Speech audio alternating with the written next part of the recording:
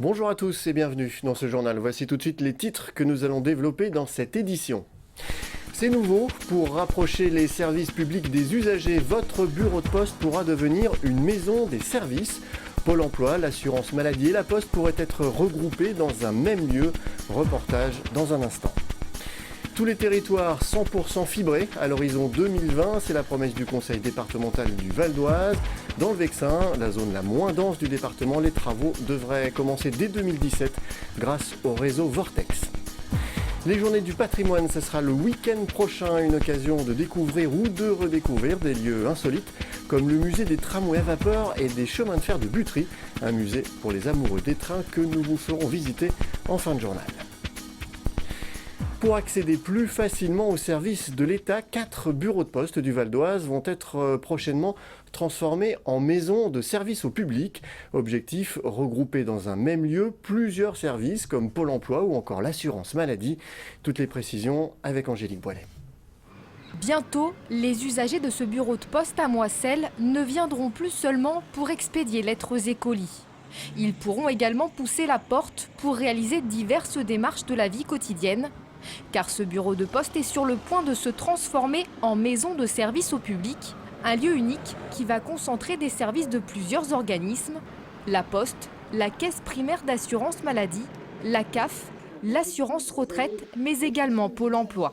L'intérêt de Pôle emploi, c'est d'avoir une présence, par le biais de relais, donc de relais d'information, d'avoir une présence en proximité des demandeurs d'emploi ou des entreprises qui cherchent à recruter. Et ce qu'on va demander aux agents de la Poste, c'est pas de devenir un conseiller de Pôle emploi, parce que ça, c'est pas dans leurs compétences, mais c'est d'être un relais d'information et de pouvoir orienter le demandeur d'emploi en fonction de ses besoins sur la bonne agence ou sur le bon service.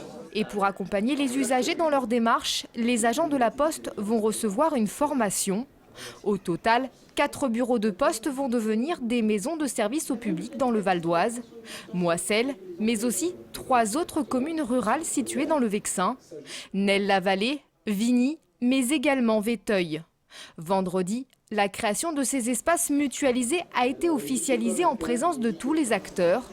La maire de Véteuil, petite commune de près de 900 habitants, se félicite de cette transformation. Nous avons 3 transports collectifs nous permettant de venir jusqu'à Cergy.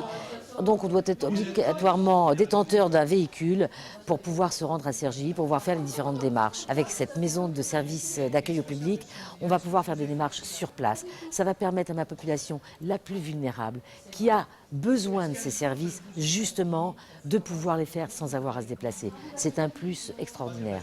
Le gouvernement s'est fixé l'objectif de créer 1000 maisons de service au public d'ici la fin de l'année. La Poste, de son côté, s'est engagée à en accueillir 500.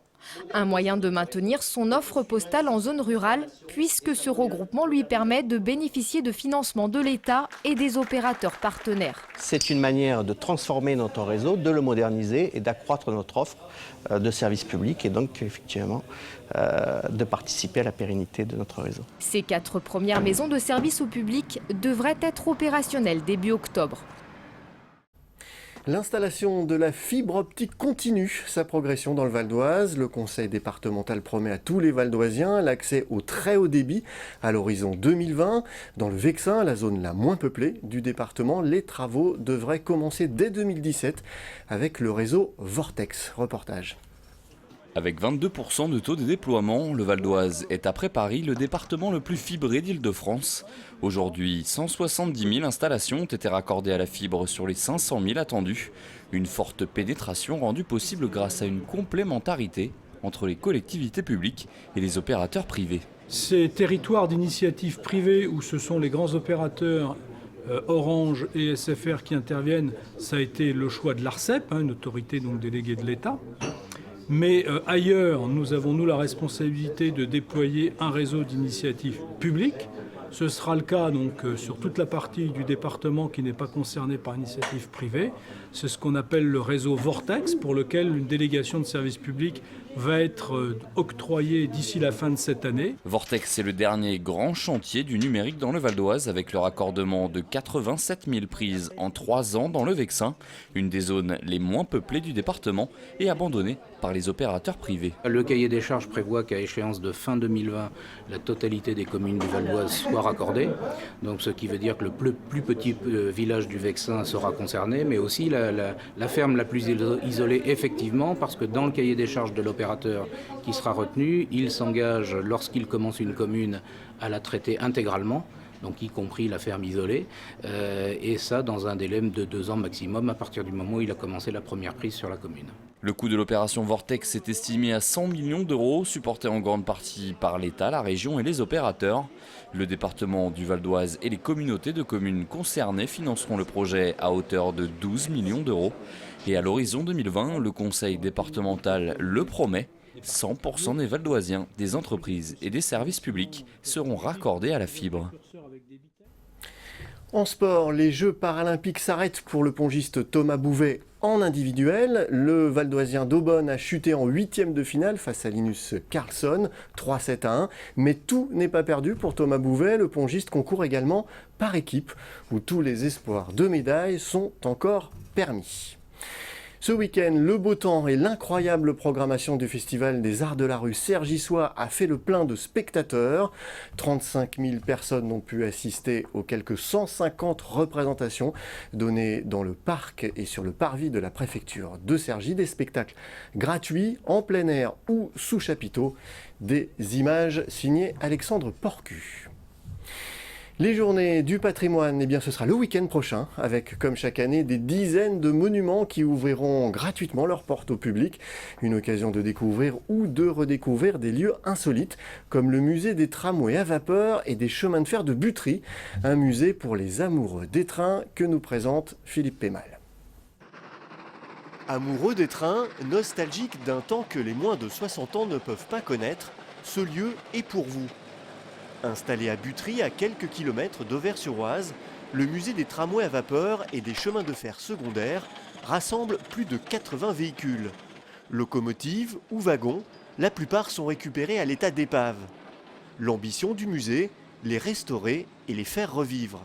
L'idée, c'est de récupérer les locomotives, au moins de les traiter à l'anti-rouille pour qu'elles ne pourrissent pas plus, quand on ne peut pas les mettre à l'abri. Et ensuite, quand on peut, la pièce, si elle est importante, on la fait classer monument historique, ce qui a été le cas de celle-là, qui a été la première loco classée monument historique en France. Et quand tout va bien, on a les subventions nécessaires après pour faire les travaux et la remise en état. Pour les remettre en état, les machines sont entièrement démontées et remontées. Les pièces manquantes sont rachetées, récupérées sur d'autres épaves ou recréées à l'identique. Pour reprendre vie, certaines de ces machines demandent plus de 5000 heures de travail. Parmi elles, des pièces uniques, comme cet autorail. La particularité de l'engin, c'est qu'il a 3 vitesses en marche avant et une vitesse en marche arrière. Et quand il arrive au bout de la ligne, il faut faire demi-tour. Et il n'était pas question que le mécanicien, celui qui conduisait l'engin, fasse 30 km en regardant par derrière, il aurait eu un torticolis. Donc, comme les plaques tournantes sur lesquelles on tournait les locomotives n'étaient pas prévues pour ces engins-là, ils ont inventé un système de vérin là, qui est devant nous et qui permet de soulever l'engin. Donc avec une manivelle, on tourne, on engraine un cliquet. Le vérin se pose sur la voie, on soulève l'engin et on le tourne sur place. Une personne suffit à le tourner. Et donc on repart dans l'autre sens. Dans ce sens-là ou c'est dans l'autre? C'est dans ce sens-là. L'association qui gère le musée compte plus d'une centaine de bénévoles. On y trouve des retraités des chemins de fer, des artisans, des bricoleurs ou encore des passionnés de trains à vapeur. Parmi les plus jeunes de la troupe, Benjamin, qui est tombé dedans tout petit. Dès l'âge de 4 ans, en fait, j'aimais les trains. Et puis après, j'ai attendu l'âge de 15 ans pour pouvoir m'inscrire. Et puis voilà, au fur et à mesure, j'ai appris à conduire les locomotives, à chauffer et puis à entretenir les machines. Sur une machine à vapeur, on n'a pas le temps de se reposer. Il faut tout le temps mettre de l'eau, mettre du charbon, remettre de l'huile. C'est un aspect ancien, mais bon, qu'on essaye de préserver, quoi. Le musée est ouvert de mai à octobre et certains jours, des petites balades sont proposées à bord des trains restaurés. Une balade de courte durée, mais qui n'en reste pas moins dépaysante. Un voyage qui vous transportera dans un monde révolu où la notion du temps qui passe avait une toute autre valeur. Voilà, et le musée de Butry sera donc ouvert pour cette journée du patrimoine à partir du week-end prochain. Voilà, ce journal est terminé. Je vous en rappelle le principal titre. C'est nouveau pour rapprocher les services publics des usagers. Votre bureau de poste pourra devenir une maison des services. Pôle emploi, l'assurance maladie et la poste pourront être regroupés dans un même lieu. 4 maisons de services ouvriront dans le Val d'Oise. Merci d'avoir suivi ce journal. N'oubliez pas que l'info continue sur notre site vonews.fr. À demain.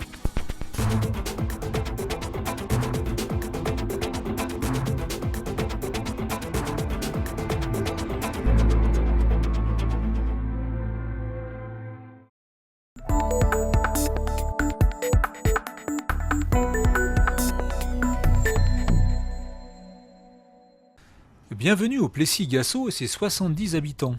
Particularité de ce petit village valdoisien, c'est la première ville en France chauffée par la valorisation de nos déchets. Pour Didier Guével, le maire du Plessis-Gassot, les économies réalisées sur la facture de chauffage et d'eau chaude sont impressionnantes. On peut voir ici, depuis le début de l'année, je peux vous le dire en direct, on a consommé 12 300 kW, ce qui représente une facture de 123 €. Sur l'année 2014, sur les 3 bâtiments, l'église, les logements communaux, la salle des fêtes et la mairie, on est à 6 330 € de consommation. Et on va s'en tirer cette année. En électricité plus le chauffage, le réseau d'eau chaude, on va être en gros à 1 100 €. Une facture divisée par 5, c'est le constat de Didier Guével au bout d'une année de mise en service. Pour le maire du Plessis-Gassot, le prix de l'installation du réseau d'eau chaude sera vite amorti. Nous, la commune, pour les modifications et le chauffage central qu'on a mis en place dans la mairie, ça nous a coûté 9 000 €. C'est-à-dire que ces 9 000 €, avec l'économie qu'on fait, en 2 ans, on a amorti complètement l'installation. Pour comprendre d'où vient cette eau livrée à 80 degrés, il faut remonter les canalisations sur 800 mètres jusqu'au site d'électrode. C'est ici que sont récupérés les biogaz, issus de la fermentation des déchets non recyclables.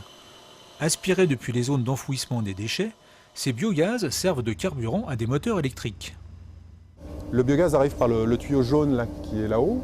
Il va entrer dans le moteur, brûler, entraîner des pistons, un vilebrequin. Et ce vilebrequin va entraîner cet alternateur qui, lui, produit l'électricité. Donc sur l'ensemble de la centrale, toute l'électricité est injectée sur le réseau public local de distribution d'électricité. Alors, il faut savoir que sur cette centrale, on produit environ 140 GWh par an, ce qui correspond aux besoins de 40 000 foyers, hors chauffage. Rien que cette centrale représente environ 8% de la production d'énergie renouvelable en Île-de-France. Les 10 moteurs du site dégagent une énorme quantité de chaleur récupérée pour un autre usage. On va récupérer la chaleur issue de ce moteur. On voit ici les fumées qui entrent à 500 degrés dans cet échangeur thermique. Donc les fumées entrent à 500 degrés et on va récupérer la chaleur de ces fumées qui ressortent ici à 200 degrés. Et entre-temps, on a réchauffé de l'eau qui va servir aux besoins du village du Plessis-Gassot. On va réchauffer cette eau pour la livrer à 80 degrés au village. Cette première expérience grandeur nature de ville chauffée par les biogaz semble prometteuse. Pour les habitants du village connectés au réseau, les économies réalisées peuvent être encore plus importantes, jusqu'à 90% de moins sur leur facture de chauffage.